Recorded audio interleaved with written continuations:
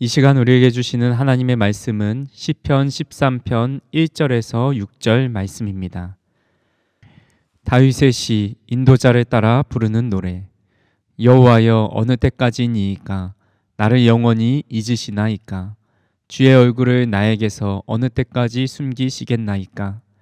나의 영혼이 번민하고 종일토록 마음에 근심하기를 어느 때까지 하오며 내 원수가 나를 치며 자랑하기를 어느 때까지 하리이까. 여호와 내 하나님이여 나를 생각하사 응답하시고 나의 눈을 밝히소서. 두렵건대 내가 사망의 잠을 잘까 하오며 두렵건대 나의 원수가 이르기를 내가 그를 이겼다 할까 하오며 내가 흔들릴 때에 나의 대적들이 기뻐할까 하나이다. 나는 오직 주의 사랑을 의지하여 싸우니 나의 마음은 주의 구원을 기뻐하리이다. 내가 여호와를 찬송하리니 이는 주께서 내게 은덕을 베푸심이로다. 아멘. 시편 13편의 저자는 다윗입니다. 다윗 왕은 어렸을 때 사무엘이 찾아와 기름을 부어서 이스라엘의 왕이 될 것이라 했지만 그의 삶은 전혀 변한 것이 없었습니다. 여전히 양을 치고 있었고 블레셋과의 전쟁에서도 출전할 수 없었습니다. 아버지께서 형들의 안부를 물어보려고 도시락 배달을 심부름시킬 때 그때 이스라엘과 블레셋이 대치하고 있는 곳으로 갑니다. 그곳에서 골리앗이 하나님을 모욕하는 소리를 듣고 거룩한 분노가 일어나 골리앗과 싸워 승리합니다. 이 일로 인해 사울의 총애를 받고 사울의 딸 미갈과 결혼하여서 사위가 되었습니다. 다윗은 온 이스라엘 사람들의 사랑 또한 받았습니다. 그렇게 사무엘이 기름 부은 대로 사울의 후계자 반열에 오르나 싶더니 장인 어른인 사울로부터 십수년을 쫓겨 다닙니다. 그리고 왕이 돼서도 주변의 대적들로 인해 손에 피를 묻히며 평안할 날이 없었습니다. 물론 이 시의 구체적인 배경은 알 수 없지만 끝을 알 수 없는 고통과 고난 속에 이 시가 지어졌을 거라 추측할 수 있습니다. 그래서 이 시는 개인 탄식시로 구분됩니다. 탄식시가 가지고 있는 구조가 있습니다. 첫 번째로 하나님께 탄식하고 두 번째로 기도와 간구를 드립니다. 세 번째로 확신과 찬양을 드리는 세 단계로 구분되어 있습니다. 본시는 탄식시의 정석이라 불릴 만큼 두 절씩 탄식시의 구조를 잘 갖추고 있습니다. 1절부터 2절까지는 주님 언제까지니까 절망과 탄식을 하고 있습니다. 3절과 4절에서는 구원의 빛을 비춰달라 기도하고 또한 간구합니다. 마지막으로 5절에서 6절에서는 구원을 베푸시는 하나님의 은혜를 고백하며 하나님을 찬양하고 있습니다. 이런 시의 배경과 구조를 생각하시면서 공동 번역으로 시편 13편을 읽어보겠습니다. 야훼여 언제까지 나를 잊으시렵니까? 영영 잊으시렵니까? 언제까지 나를 외면하시렵니까? 밤낮 없이 쓰라린 이 마음, 이 아픔을 언제까지 견뎌야 합니까? 언제까지 원수들이 우쭐대는 꼴을 봐야 합니까? 야훼 나의 하나님, 굽어 살피시고 대답해 주소서. 죽음의 잠 자지 않도록 이 눈에 빛을 비추소서. 원수들이 이겼노라 뽐낼 것입니다. 적들은 기뻐하며 날뛸 것입니다. 이 몸은 주의 사랑만을 믿사옵니다. 이 몸 건져주실 줄 믿고 기뻐합니다. 온갖 은혜 베푸셨으니 야훼께 찬미 드리리이다. 아멘. 시편은 하나님을 찬양하는 시입니다. 그런데 우리가 지금까지 시편을 계속 보면서 어떤 느낌을 받으셨나요? 기쁨과 감격보다는 슬픔과 애통하는 시가 더 많다는 것을 느낍니다. 실제로 시편을 여러 가지로 분류해 놓습니다. 예를 들어 찬양시, 지혜시, 감사시, 저주시, 참회시, 또한 비탄과 탄식시, 이 외에 더 세부적으로 분류해 놓았습니다. 물론 분류하는 방법은 학자에 따라 조금씩 다르지만 일반적으로 우리가 보고 있는 시편 1권 제1편에서부터 41편까지 비탄 탄식시가 14편이고 참회 회개시가 4편 정도 됩니다. 그럼 총 41편 중에 18편이 탄식하고 애통하고 회개하고 있는 시입니다. 1권에서 40%가 넘는 수치입니다. 시편 1권은 대부분 다윗의 시로 구성되어 있습니다.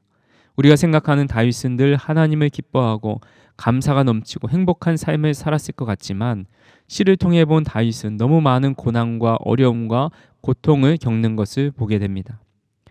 탄식과 애통, 회개가 주를 이루고 있는 시편의 소재가 바로 우리의 삶과 너무 비슷해 보입니다.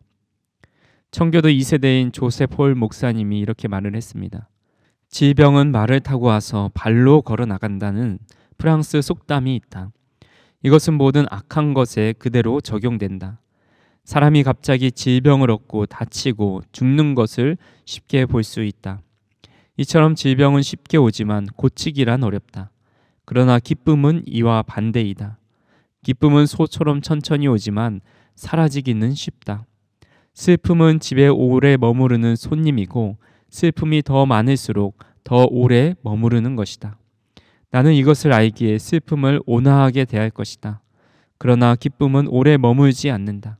집에 들어오지도 않고 그저 대문에 서서 마실 것을 요구하고 떠나간다. 그러므로 기쁨에게는 별 신경을 쓰지 않겠다. 고통은 우리 삶에 갑자기 찾아와서 오래 머물다 간다는 말이 공감이 됩니다.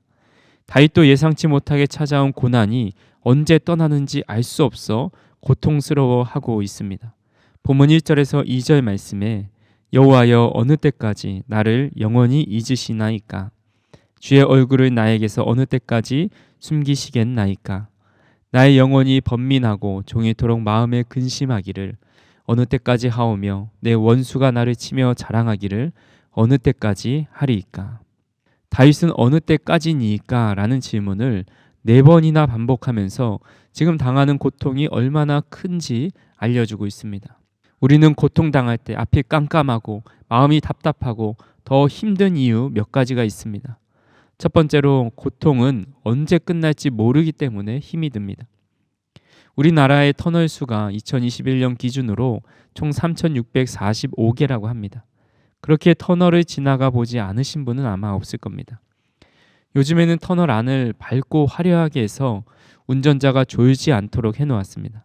하지만 옛날에 만들어진 터널은 주황색 등으로 해놓아서 너무 어둡고 통풍도 잘 되지 않습니다. 그래서 늘 터널을 지나갈 때 긴장을 하며 지나갑니다. 차가 막히지 않고 터널을 통과한다면 짧게는 몇십 초, 길면 몇 분 정도 지나면 터널을 통과할 수 있습니다. 그런데 차가 앞뒤로 꽉 막혀 있을 때는 몇 킬로 안 되는 터널도 수십 킬로 가는 것처럼 더디고 답답합니다. 제가 한 번은 터널을 통과하는데 걸어가는 게 낫겠다 싶을 정도로 앞뒤가 꽉 막혀 있었습니다.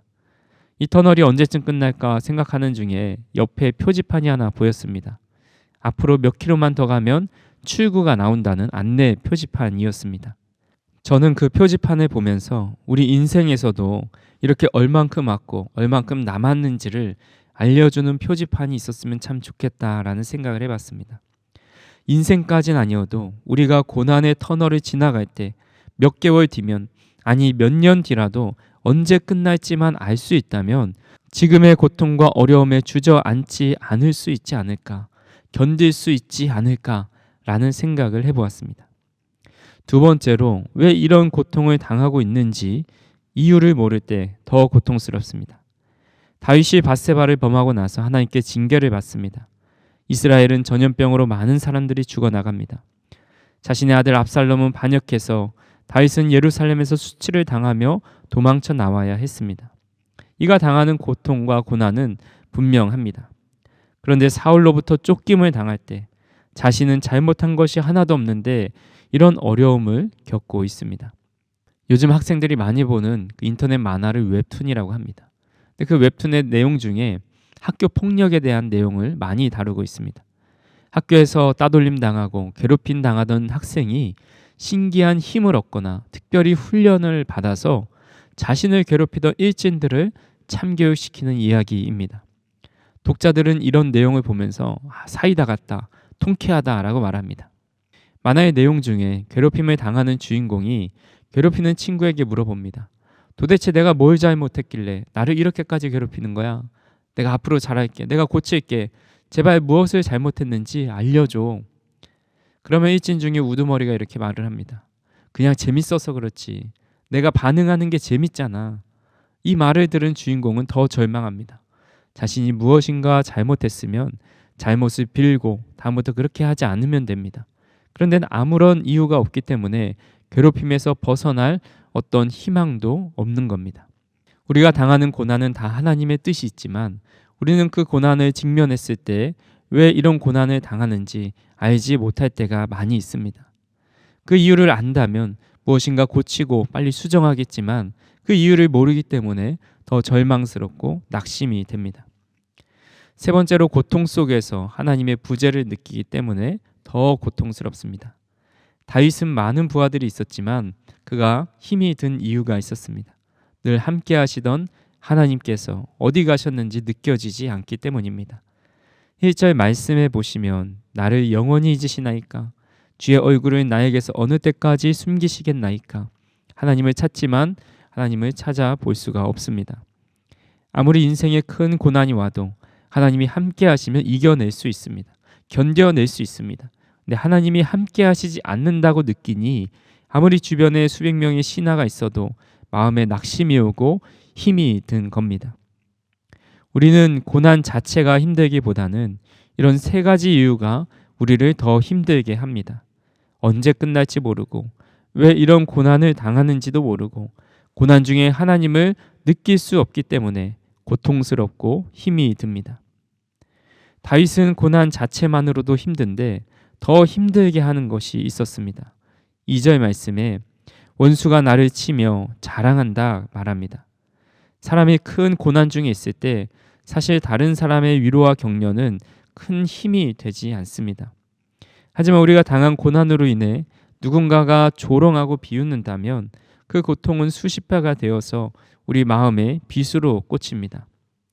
우리가 가상칠언을 통해서 살펴보았듯이 예수님께서 십자가에 달리실 때 사람들은 조롱했습니다. 마태복음 27장 39절에서 42절 말씀에 지나가는 자들은 자기 머리를 흔들며 예수를 모욕하여 이르되 성전을 헐고 사흘에 짓는 자여 내가 만일 하나님의 아들이어든 자기를 구원하고 십자가에서 내려오라 하며 그와 같이 대제사장들도 서기관들과 장로들과 함께 희롱하여 이르되 그가 남은 구원하였으되 자기는 구원할 수 없도다. 그가 이스라엘의 왕이로다. 지금 십자가에서 내려올지어다. 그리하면 우리가 믿겠노라. 예수님께서는 자신의 죄 때문이 아닌 조롱하는 자들을 위해 대신 고통당하시고 죽으셨습니다. 물론 예수님은 이것에 대해서 그들을 정죄하는 마음이나 억울한 마음 그런 것들은 없었을 겁니다. 하지만 인간적으로 생각해 보았을 때 이렇게 된 상황에서 얼마나 억울하고 더 큰 상처가 되겠습니까? 하지만 예수님은 그들을 바라보지 않으셨습니다. 오로지 하나님만 바라보고 기도하셨습니다. 다윗도 자신을 조롱하는 자들을 향해 저주의 말을 하기보다는 하나님께 기도합니다. 3절 말씀에 여호와 내 하나님이여 나를 생각하사 응답하시고 나의 눈을 밝히소서 두렵건대 내가 사망의 잠을 잘까 하오며 다윗은 나를 생각하사 응답하시고 나의 눈을 밝혀달라고 말합니다. 고통의 터널 속에서 홀로 걷게 하지 마시고 하나님을 볼 수 있는 눈을 열어달라고 기도하고 있습니다. 엘리사가 북이스라엘의 선지자로 있을 때 북이스라엘을 위협하고 있던 나라 중에 하나가 아람이었습니다. 아람 나라는 이스라엘을 계속 쳐들어오는데 어떻게 알았는지 그들이 가는 족족 모든 계략이 탄로나고 오히려 역공을 당해 패하기를 반복합니다.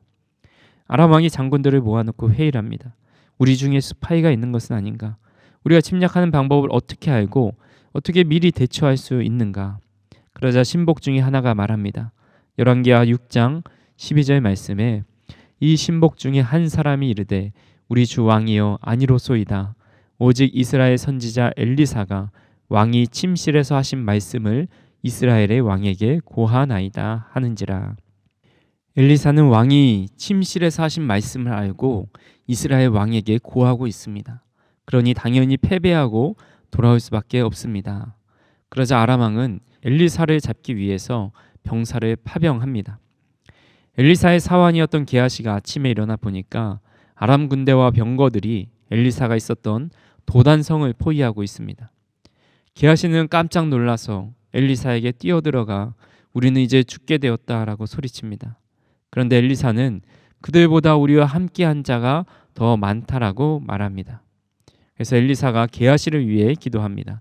열왕기하 6장 17절 말씀에 기도하여 이르되 여호와여 원하건대 그의 눈을 열어서 보게 하옵소서 하니 여호와께서 그 청년의 눈을 여심해 그가 보니 불말과 불병거가 산에 가득하여 엘리사를 둘렀더라. 엘리사의 눈이 띄어지자 그와 함께 있었던 불말과 불병거를 보게 됩니다.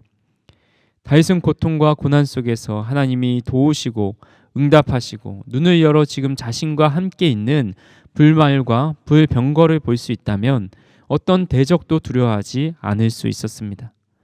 그렇게 하나님께서 응답하시고 눈을 열어달라 기도하고 있습니다.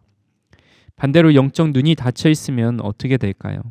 열왕기하 6장 18절과 19절 말씀에 아람 사람이 엘리사에게 내려오매 엘리사가 여호와께 기도하여 이르되 원하건대 저 무리의 눈을 어둡게 하옵소서 하매 엘리사의 말대로 그들의 눈을 어둡게 하신지라. 엘리사가 그들에게 이르되 이는 그 길이 아니요 이는 그 성읍도 아니니 나를 따라오라. 내가 너희를 인도하여 너희가 찾는 사람에게로 나아가리라 하고 그들을 인도하여 사마리아에 이르니라. 아람 군대의 눈이 어둡게 되자 그들은 자신들이 어디로 가는지도 모르고 도단에서 사마리아 성까지 약 20km나 되는 길을 갑니다. 적국 수도성으로 들어가서 스스로 포위되어 목숨의 위협을 당합니다. 물론 이는 아람 군대의 육적인 눈이 멀어서 자신들이 모르는 길로 간 겁니다. 하지만 영적인 눈도 똑같습니다. 영적인 눈이 어두워진 사람은 사자 입으로 가는 줄도 모르고 걸어갑니다. 그렇게 고난과 고통 속에서 하나님께 응답해 주시고 우리의 눈을 열어달라 간구해야 합니다. 간절히 바라기는 저와 우리 성도님들에게 하나님의 응답하심과 영안을 열어주시는 은혜가 있기를 간절히 소망합니다. 아무리 깊은 터널이어도 주님의 음성이 들려지고 우리와 함께 하시는 하나님을 볼 수 있기를 주님의 이름으로 축원합니다. 다윗은 하나님께서 자신을 지켜주실 거다 확신하는데 그 근거가 두 가지 있습니다. 첫 번째로 3절 후반부에 두렵건대 내가 사망의 잠을 잘까 합니다 라고 말합니다. 사망의 잠이라는 것은 두 가지 의미로 볼 수 있습니다. 질병과 슬픔으로 고통을 당할 때 몸이 점점 무거워지고 힘이 없어집니다. 요즘 환절기라 감기가 극성이죠. 이상하게 코로나 이후에 감기에 걸리면 더 그 감기가 오래가고 심한 것 같습니다. 감기 몸살에 걸리면 온 몸에 힘이 빠지고 입맛도 사라지고 잠이 계속 쏟아집니다. 힘을 내고 싶어도 힘이 나지 않습니다. 이런 감기 몸살은 곧 낫긴 하겠지만 고통의 끝을 알 수 없는 질병과 싸우고 계신 분들은 오랜 기간 병으로 인해 몸이 쇠약해지고 기운이 나지 않습니다. 늘 통증으로 인해 고통스러워합니다. 그러다 진짜 죽겠다 싶은 마음이 듭니다. 하나님께서 이 고통에서 구해주시지 않으면 진짜 육신이 죽을 것 같습니다 라는 의미로 사망의 잠이라는 말을 사용합니다. 또 다른 의미는 믿음이 꺾이는 겁니다. 오랜 고통과 아픔으로 인해 육신의 연약함보다 마음이 꺾여서 다시 일어나고자 하는 의지가 사라집니다. 다윗은 큰 고난 중에 마음이 꺾일까 두려워합니다. 이겨낼 수 있다는 마음이 아니라 하나님이 진짜 나를 버리신 것이 아닌가, 하나님이 나를 돌봐주시지 않는 것은 아닌가, 결국 하나님을 향한 믿음이 꺾일까 두려워합니다. 하나님은 하나님의 자녀가 믿음을 저버리고 떠나는 것을 원치 않으십니다. 우리가 완전히 영적인 사망의 잠을 자기 전에 붙들어 주시기를 원하십니다. 그렇게 하나님은 우리에게 응답하시고 눈을 떠서 하나님을 의지하길 원하십니다. 두 번째로 4절 말씀에 나와 있습니다. 두렵건대 나의 원수가 이르기를 내가 그를 이겼다 할까 하오며 내가 흔들릴 때에 나의 대적들이 기뻐할까 하나이다. 다윗이 계속 고통당하면 원수들은 자신들이 이겼다라고 말을 합니다. 다윗이 흔들릴 때 그의 대적들이 승리의 기쁨을 외칠까, 그것을 두려워하고 있습니다. 다윗은 단순히 자신만 모욕당하는 것이 아니라 하나님의 영광을 가리는 것이 될 것을 두려워하였습니다. 다윗은 하나님이 세운 왕이라는 것을 온 열방이 알고 있습니다. 그런데 하나님이 세우신 왕이 고난당하고 고통당하고 어려움 당하다가 결국 사망의 잠을 자버리면 원수들은 다윗을 조롱할 뿐만 아니라 하나님을 조롱합니다. 하나님이 세운 왕도 별거 아니네. 그 왕을 세운 하나님도 별거 아니네 라고 말합니다. 성도님 한 분 한 분은 하나님이 세우신 사람임을 반드시 믿으시길 바랍니다. 하나님이 세우신 사람이 이 세상에서 고통과 어려움 속에 살아갈 때 세상은 때로 조롱합니다. 하나님 믿는다면서 그것도 못 이기고 살아가냐고.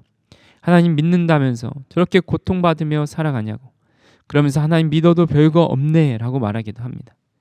지금의 현상만 보고 조롱하고 비웃습니다. 사랑하는 성도 여러분, 하나님은 자신이 세운 하나님의 자녀를 절대 조롱거리로 내버려 두지 않으십니다. 조롱거리와 비웃음은 예수님께 다 짊어지게 하셨습니다. 초대교회 사도들도 복음을 전하며 수많은 조롱과 핍박을 받았지만 하나님은 그들을 존귀하게 사용하셨고 지금의 우리 기독교에 이르게 하셨습니다. 하나님은 자신이 세운 사람을 결국 승리하게 하십니다. 그렇게 하나님은 우리에게 응답하시고 눈을 열어 하나님을 보게 하십니다. 다윗은 이 사실을 알았기 때문에 끝모를 고통 속에서 여전히 하나님을 믿고 있었습니다.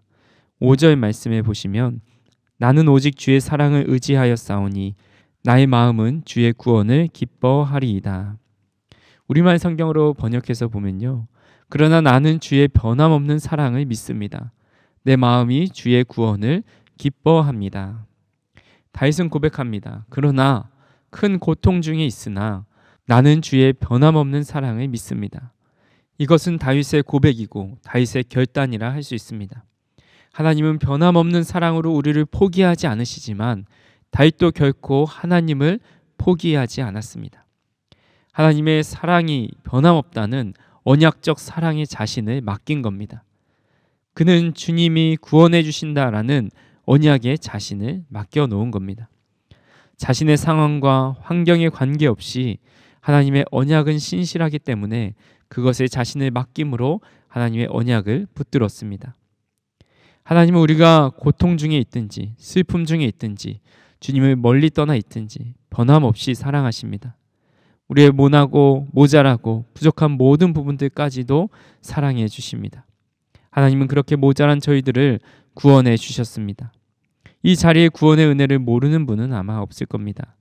하지만 우리는 상황과 환경을 보면서 이 은혜를 고백하지 못하고 이 언약에 우리 자신을 맡기지 못합니다.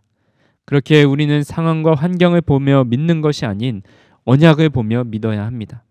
하나님의 말씀에 근거하여 하나님을 의지하고 바라봐야 합니다. 사무엘 워드라는 목사님이 이런 말을 했습니다. 그러므로 내가 다시 말하노니 믿음으로 살라. 내가 다시 말하노니 항상 믿음으로 살고 믿음으로 주 안에서 기뻐하라. 내가 담대히 말할 수 있는 바는 당신이 우울하거나 사탄의 방해로 기쁨과 영적 쾌활함을 잃어버리고 우울하고 침울한 삶을 사는 것은 믿음으로 살지 않기 때문이라는 것이다. 당신이 암울한 시대에 살고 있다면 어떠한가? 믿음은 이 세상을 변화시킬 수 있지 않은가?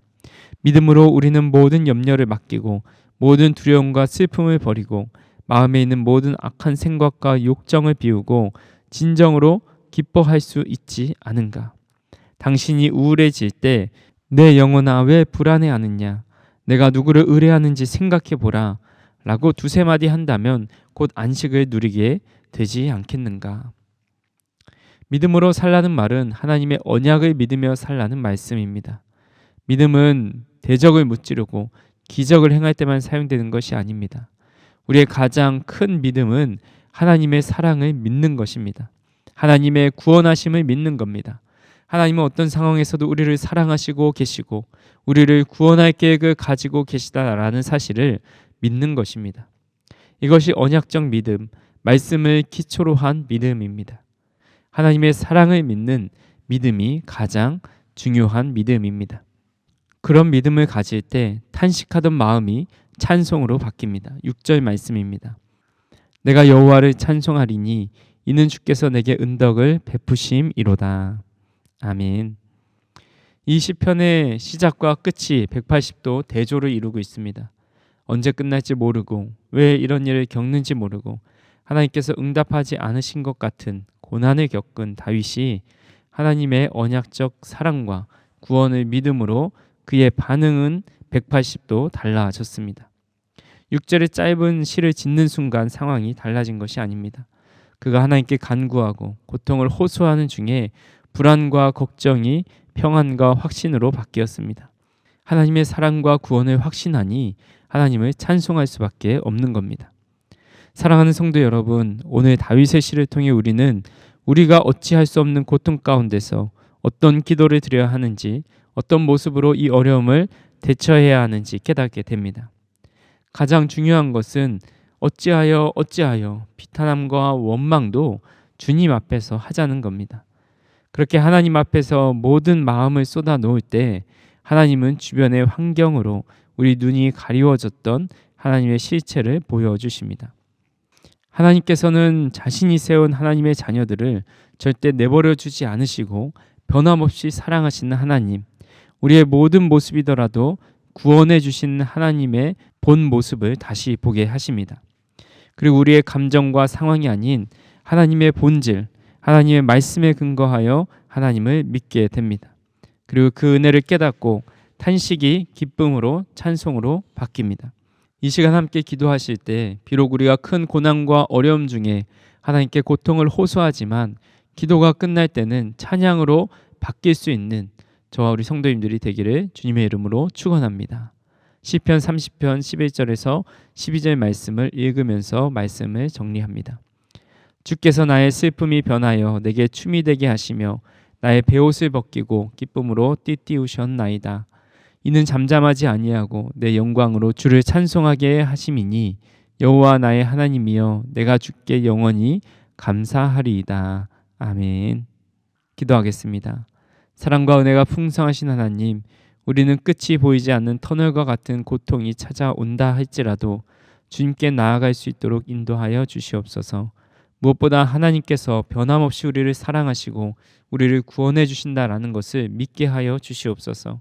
그 은혜로 말미암아 우리의 슬픔이 변하여 춤이 되게 하시고 베옷을 벗기고 기쁨으로 띠띠워 주시옵소서. 예수님의 이름으로 기도드리옵나이다. 아멘.